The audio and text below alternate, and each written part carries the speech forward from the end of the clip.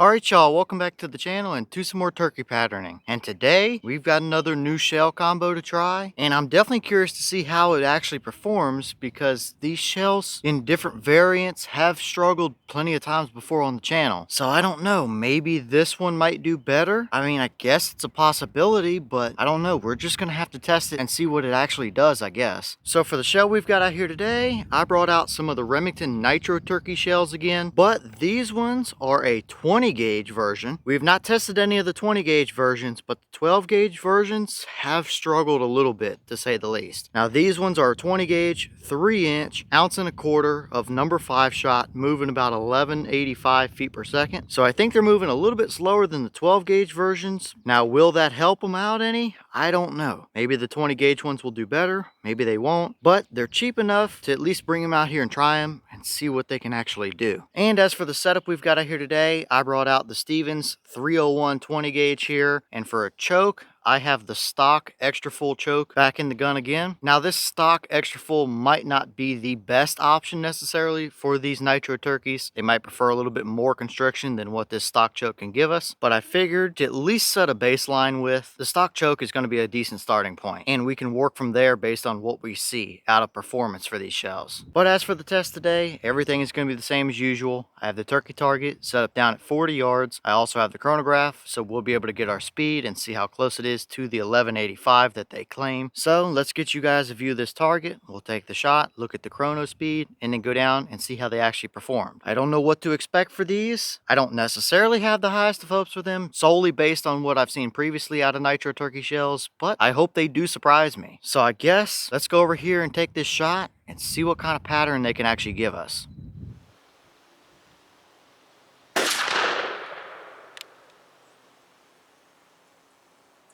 Alright, so that shell gave us 1242 through the chronograph. The box claims 1185, so we are a little bit above their claim, which doesn't necessarily surprise me for these being Remington Nitro Turkey shells, because they seem to be a little bit above their claim a lot of the time. And while 1242 is not moving super fast necessarily, I would have liked to seen what these shells could have done down in the 1100s. But as for a velocity as a whole, definitely not terrible, and we saw what they were claiming anyway. So I wouldn't say there's anything unusual going on for velocity up here, but how well did they actually pattern down there at 40 yards? Let's go take a look and see.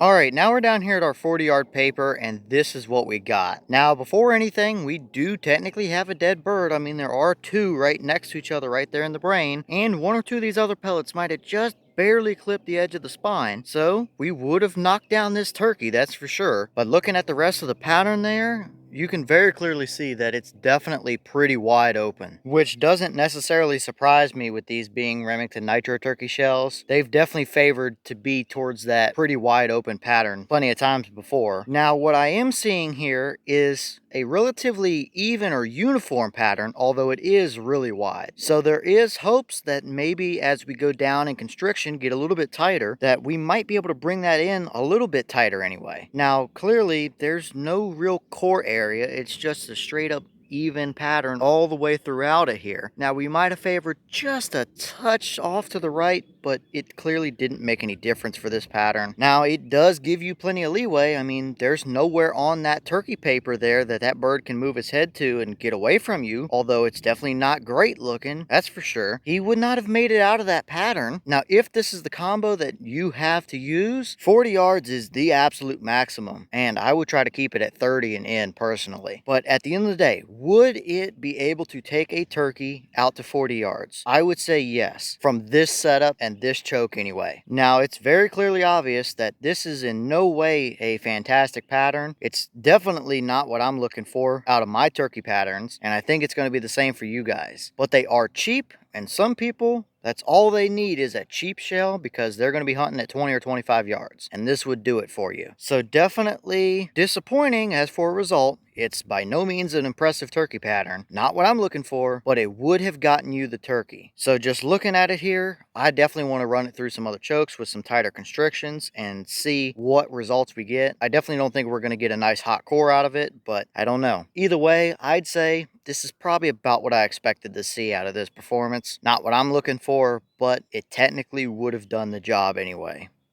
Okay, and here's the wad from that shell, and it's pretty much just a mini version of the ones they use in the 12 gauge. Looks the exact same, just smaller, and it does look a little bit beat up, but there's no rips or tears or really pinholes or anything I'm concerned with. It opened up almost kind of sort of even there. Definitely not terrible looking, but there is a really deep gouge down there in the bottom. I don't know if you'll be able to see that with the shadows today, but some of those pellets really gouged the bottom of that wad down in there. But there's nothing stuck down in there, so we had everything actually exit the wad. I think the wad did about as good as what it could have done with how these shells are loaded. I just think we need more constriction to really see what these shells might be able to do, if anything at all.